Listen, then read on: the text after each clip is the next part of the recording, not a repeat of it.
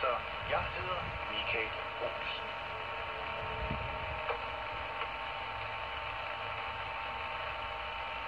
Vi læser en erklæring til det danske folk. DR har sendt på langbølge i næsten 100 år fra 2 høje radiomaster i Kalundborg. Danmarks Radio, København, Kalundborg. Men internet og satellitforbindelser har gjort teknologien utidssvarende. Ja, det er klart. Ja. Så fra årsskiftet ophører DR med at udsende langbølgeradio på frekvensen 243 kHz. Og her slutter radioavisen. Fremover vil indhold, der tidligere blev udsendt på denne frekvens, kunne findes andre steder.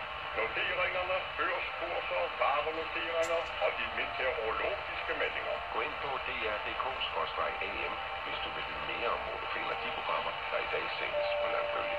Røm dem! Rejs dem!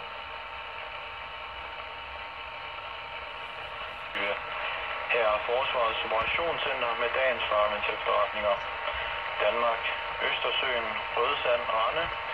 Den styrbord sideafmærkning på position 54 grader, 31,4 minutter nord, 011 grader, 56,4 minutter øst er forsvundet.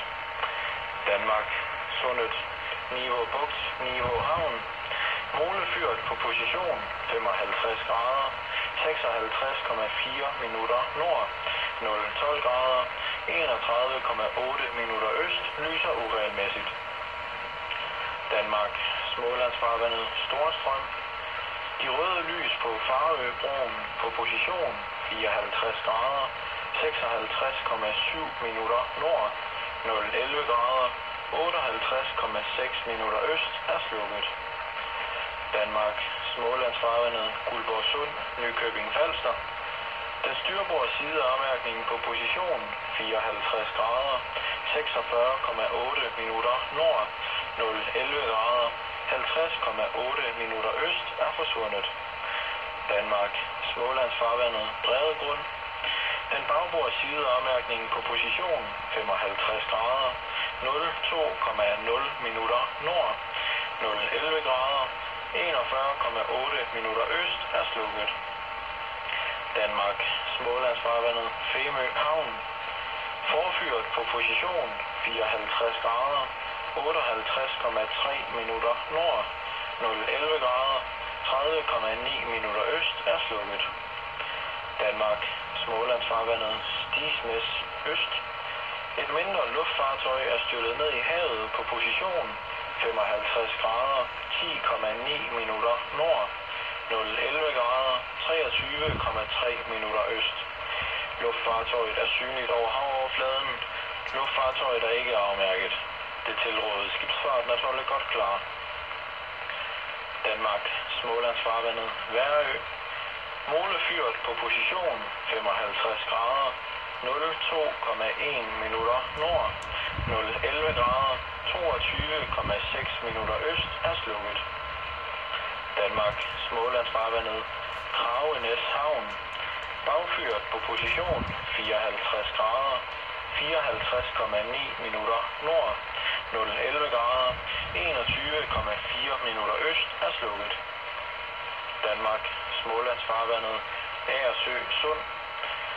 Den styrbord sideafmærkning på position 55 grader, 16,7 minutter nord, 011 grader, 10,6 minutter øst er forsvundet. Danmark, farvandet syd for Fyn, Turø, Lunkebugten. Specialafmærkningerne på positionerne 55 grader, 0,9 minut nord, 010 grader, 41,0 minutter øst og 55 grader, 01,0 minut nord, 010 grader, 42,1 minutter øst er forsvundet. Danmark, farvandet syd for Fyn, Barø. Molefyret på position 54 grader, 57,9 minutter nord, 010 grader, 26,2 minutter øst er slukket. Danmark, farvandet syd for Fyn, Ærøskøbing.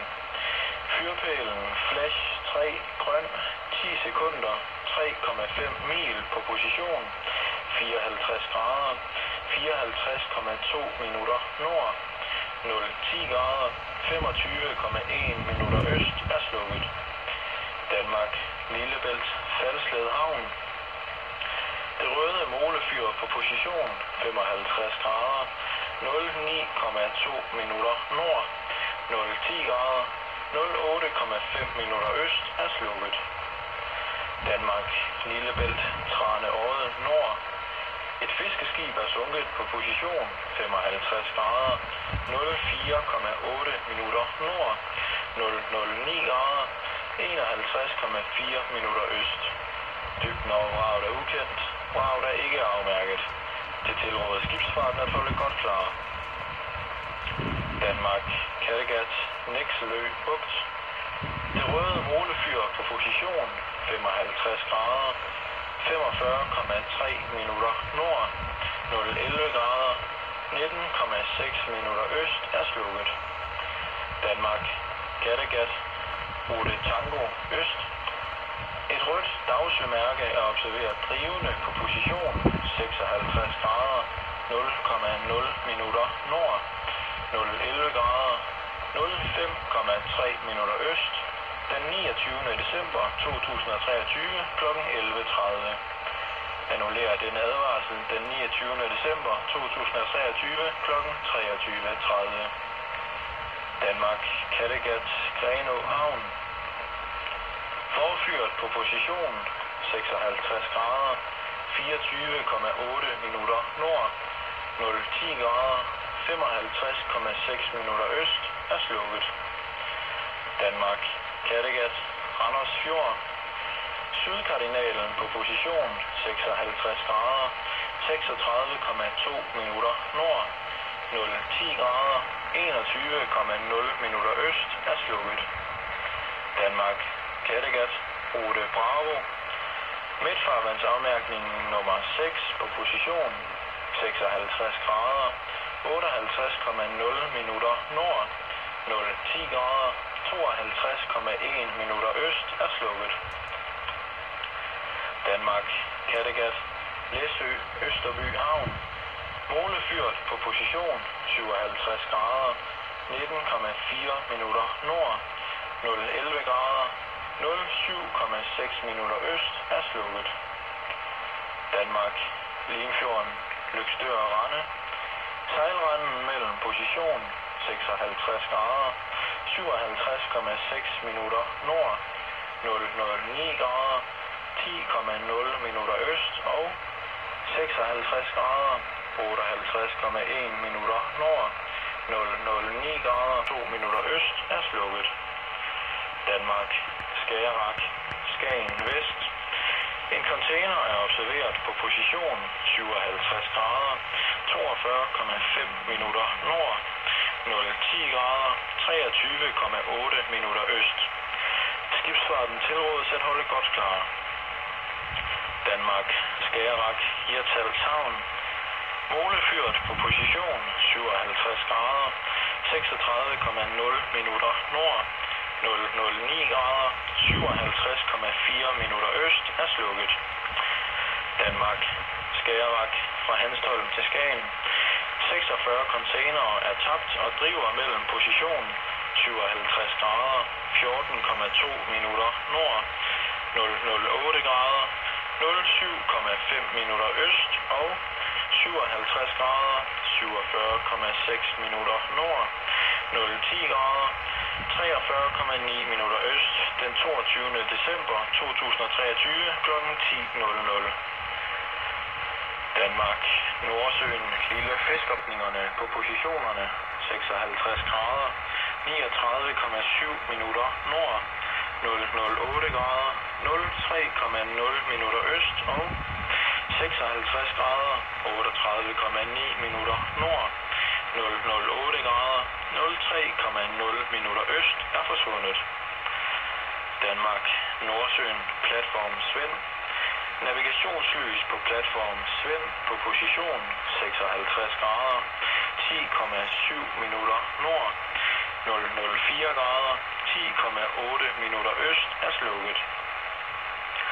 Danmark, Nordsøen, Hvide Sande, nordvest.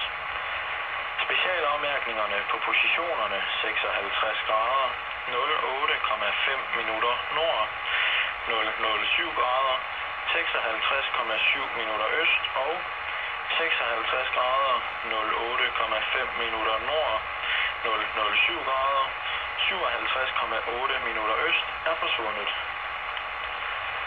Danmark, Nordsøen, Blåvand, nordvest. Specialafmærkningen på position 55 grader 46,9 minutter nord, 006 grader 51,9 minutter øst er forsvundet. Danmark, Nordsøen, Esbjerg. For- og bagfyret ved position 55 grader 27,7 minutter nord, 008 grader 24,7 minutter øst lyser uregelmæssigt. Danmark, Nordsøen, Esbjerg Havn. Specialafmærkningen på position 55 grader 27,0 minutter nord, 008 grader 28,8 minutter øst er forsvundet. Danmark, Nordsøen, Grådyb. Nordkardinalen nummer 7 på position 55 grader 26,8 minutter nord, 008 grader 16,9 minutter øst er ikke på plads og i orden. Der afholdes i morgen, lørdag den 30. december 2023, ingen skydeøvelser. Forsvarets Operationscenter opfordrer herudover til at udvise godt sømandskab og hensyn til hinanden. Det har været en fornøjelse at få lov til at oplæse Farma til efterretninger for dem. Vi ønsker dem en fortsat dejlig dag og et godt nytår. Det var Farma til efterretningerne.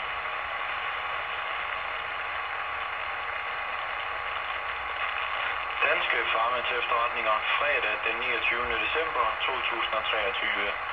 Her er Forsvarets Operationscenter med dagens Farma til efterretninger. Danmark, Østersøen, Rødsand, Rande. Den styrbord sideafmærkning på position 54 grader 31,4 minutter nord, 011 grader 56,4 minutter øst er forsvundet. Danmark, Sundet, Niveau Bugt, Niveau Havn.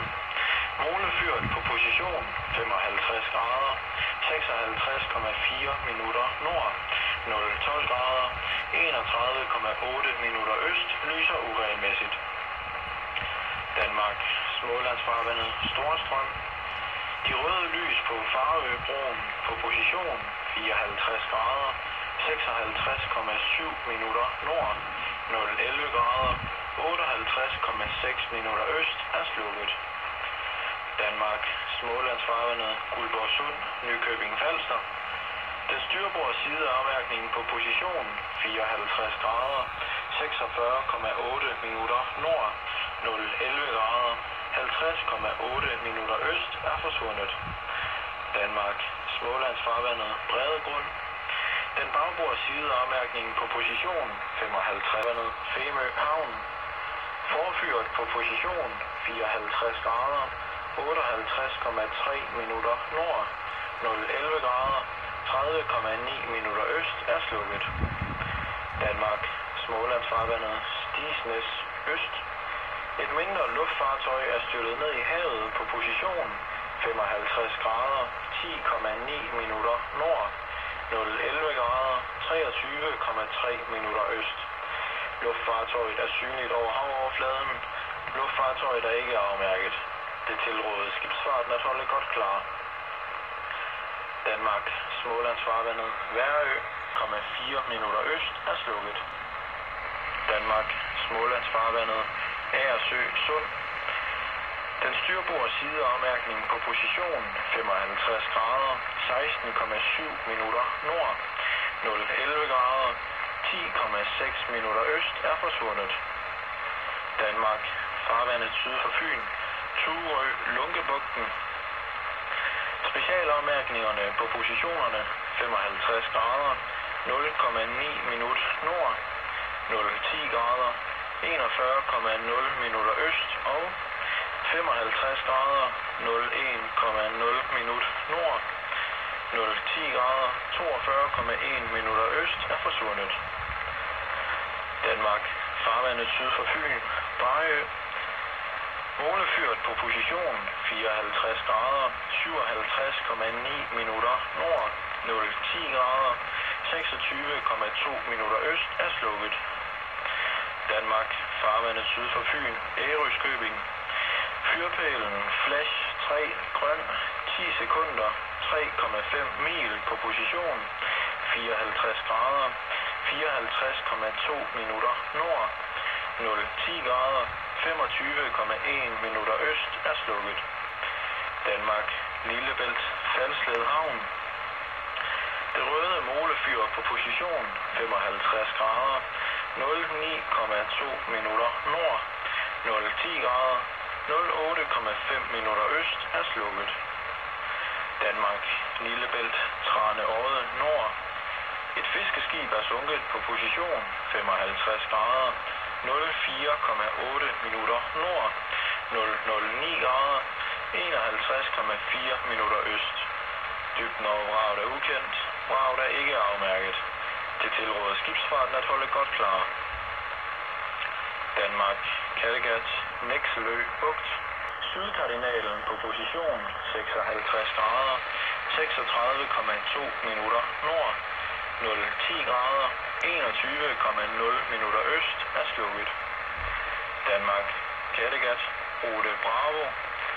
Midtfarvandsafmærkningen nummer 6 på position, 56 grader, 58,0 minutter nord, 010 grader, 52,1 minutter øst er slukket. Danmark, Kattegat, Læsø, Østerby Havn. Målefyret på position, 57 grader, 19,4 minutter nord, 011 grader, 07,6 minutter øst er slukket. Danmark, Limfjorden, Løgstør og Rande. Sejlranden mellem position, 56 grader, 57,6 minutter nord, 009 grader, 10,0 minutter øst og 56 grader, 58,1 minutter nord, 009 grader, 14,2 minutter øst er spærret på grund af tilsanding. Se i øvrigt dansk efterretning for søfarende, Notice to Mariners-1161-23. Det tilråder skibsfarten at holde godt klar. Danmark, Limfjorden, Salling Sund. Den bagborde sideafmærkning på position, 56 grader, 45,0 minutter nord, 008 grader, 50,9 minutter øst er ikke på plads og i orden. Danmark, Limfjorden, Holstebro, Struer Havn. Målefyret på position, 56 grader, 29,7 minutter nord, 008 grader, 35,8 minutter øst er slukket. Danmark, Limfjorden, Thyborøn, Sælhundeholm, Løb. Den styrbord sideafmærkning nummer 1 på position, 56 grader, 41,2 minutter nord, 008 grader, 14,2 minutter øst er slukket. Danmark, Skagerrak, Skagen Vest. En container er observeret på position, 57 grader, 42,5 minutter nord, 010 grader, 23,8 minutter øst. Skibsfarten tilrådes at holde godt klar. Danmark, Skagerrak, Hirtshals Havn. Målefyret på position, 57 grader, 36,0 minutter nord, 009 grader, 57,4 minutter øst er slukket. Danmark, Skagerrak, fra Hanstholm til Skagen. 46 containere er tabt og driver mellem position, 57 grader, 14,2 minutter nord, 008 grader, 07,5 minutter øst og 57 grader, 47,6 minutter nord, 010 grader, 43,9 minutter øst den 22. december 2023 kl. 10.00. Danmark, Nordsøen, Lille Fiskerbanke. Specialafmærkningen på position, 56 grader, 45,4 minutter nord, 006 grader, 25,9 minutter øst er delvist sunket og udgør en fare for sejladsen. Danmark, Nordsøen, Harboøre Vest.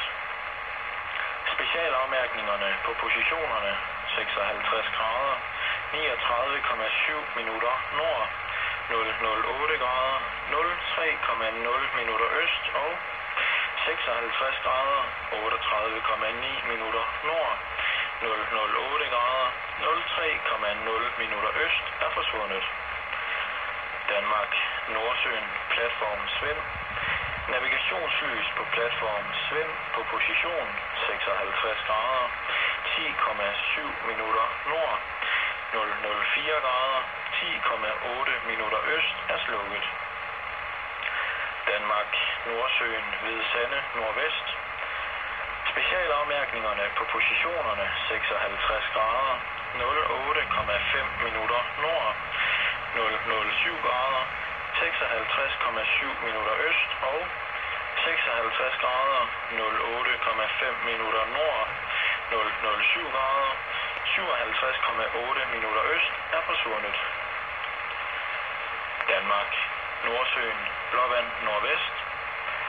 Specialafmærkningen på position 55 grader, 46,9 minutter nord, 006 grader, 51,9 minutter øst er forsvundet. Danmark, Nordsøen, Esbjerg. For- og bagfyret ved position 55 grader, 27,7 minutter nord, 008 grader, 24,7 minutter øst, lyser uregelmæssigt. Danmark, Nordsøen, Esbjerg Havn. Specialafmærkningen på position 55 grader, 27,0 minutter nord, 008 grader, 28,8 minutter øst er forsvundet. Danmark, Nordsøen, Grådyb. Nordkardinalen nummer 7 på position 55 grader, 26,8 minutter nord, 008 grader, 16,9 minutter øst er ikke på plads og i orden. Der afholdes i morgen, lørdag den 30. december 2023, ingen skydeøvelser. Forsvarets operationscenter opfordrer herudover til at udvise godt sømandskab og hensyn til hinanden. Det har været en fornøjelse at få lov til at oplæse Farmers efterretninger for dem. Vi ønsker dem en fortsat dejlig dag og et godt nytår. Det var Farmers efterretningerne.